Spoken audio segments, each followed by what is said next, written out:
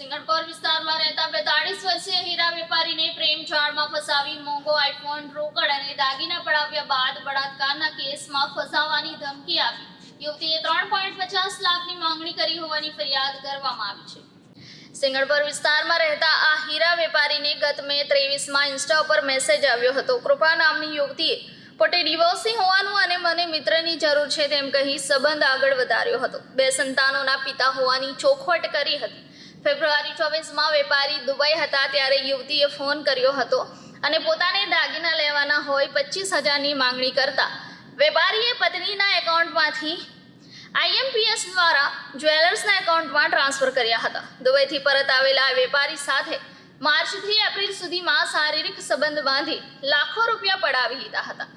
આ વેપારી પરિણીત અને 2 સંતાનોનો પિતા હોવાથી વાતથી વાકેફ હોવા છતાં પણ પોતાની સાથે રહેવા અને લગ્ન કરવા દબાણ કરી મકાન અને નાણાંની માંગણી કરી હતી।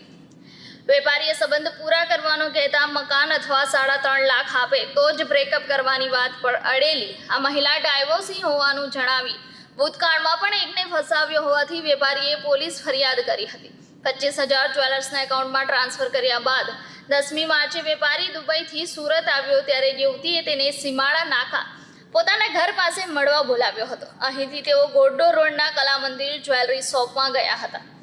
બીજા દિવસે સામેથી આ યુવતીએ એરથાણ ફાર્મ હાઉસ લઈ જવાની ઈચ્છા વ્યક્ત કરી હતી।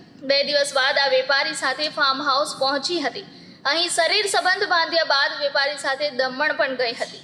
સરથાણા પોલીસે વેપારીની ફરિયાદને આધારે હની ટ્રેપનો જેની ઉપર આક્ષેપ કરાયો હતો તે મહિલાની ધરપકડ કરી જામીન મુક્ત કરી હતી।